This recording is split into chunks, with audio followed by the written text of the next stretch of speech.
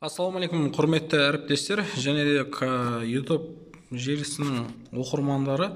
Сіздерге қызықты болар. Қазіргі таңда сандық мұғалім сертификатын алу мәселесін өз каналымда салуды жөн көріп отырмын.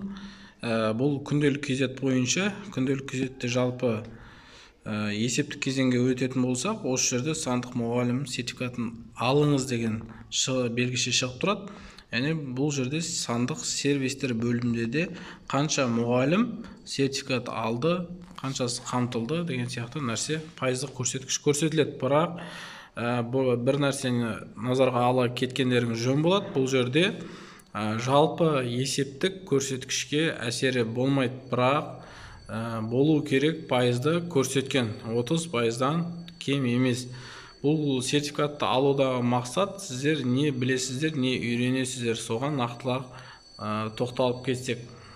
Мен осы каналдың төменгі бөлімінде осы видео сілтемені тастап кететін болам, міндетті түрде. Так, ол үшін мен қазір сілтеме арқылы өтейін, жалпылама. Бұл бөлімде сіздер не үйренесіздер, не аласыздар, соған жалпы тоқталып өтіп кетейін. Жалпы курстың мақсаты жайында. Курс жалпы Қазақстанның жалпы білім беретін мектептерінің мұғалімдеріне арналған күнделік ААЖ цифрлық сауаттылық және кәсіби жұмыс негіздері.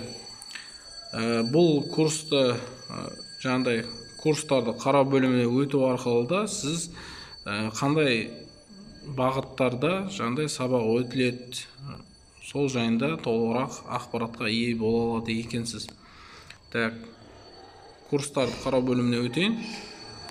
Курстарды қарау бөліміне өтсеңіздер, мына жерде жалпы сипаттамасы берілген.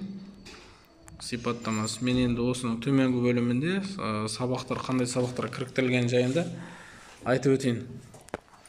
Так, 6, 7 жалпы ең соңғы білімді тексеру бөлімі 6 бөлімнен тұрады. 7-ші бөлім, яғни қорытынды тест. Яғни компьютерлік сауаттылық негіздері. Бұл бойынша қандай сабақтар бар? 5 сабақ бар екен. Осы жерде көріп отқандарыңыздай, компьютер функциясының сипаттамасы, компьютердің негізі бөліктерінің сипаттамасы, қазіргі заманғы дербес есептеу құрылғыларының әртүрлі түрлерінің сипаттамасы. Ноутбукта камераны қалай қосуға болады, құлаққапты қалай қосуға болады. Яғни өте тамаша. Бұл компьютерді үйренгісі келіп жүрген адамдарға бұл зор мүмкіндік деп ойлаймын.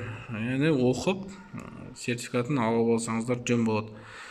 Так, ол бойынша мен қазір сертификат алу іс-әрекеттерін жалпы таныстырып өтетін боламын. Мына жерде тақырыптармен мен сілтемені каналымның описание бөліміне тастап кететін болам. Қарап танысып шықсаңыздар болады, тапсырсаңыздар да болады. Жалпы осы бөлімдерден тұрады. Сіз тек қана күнделік кезетін платформасымен жұмыс жасауды ғана емес, сонымен қоса Windows программасын, Microsoft Office'тің Word, Excel, PowerPoint пен жұмыс жасауды, интернет ресурстарын пайдалану, интернет желісінің кибер қауіпсіздік негіздерін жайында толығырақ мағлұматтар ала алады екенсіздер. Енді бұл іс-әрекеттер қалай жүргізіледі?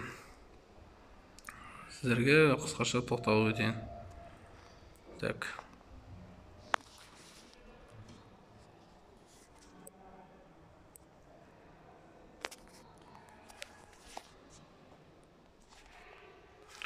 Қалай курсты оқып сертификат алуға болады? Ол іс-әрекетті мына жерде жалпылама шолып өтейін.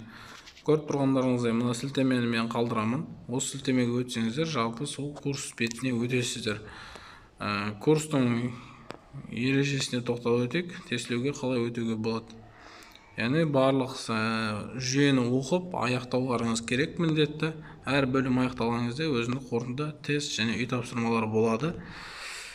Тест қорытындысы, яғни 70%-дан жоғары болу керек. Әр тестілеудің соңы 40 минут уақыт береді. Сұрақтар 25 сұрақ беріледі бұл жерде.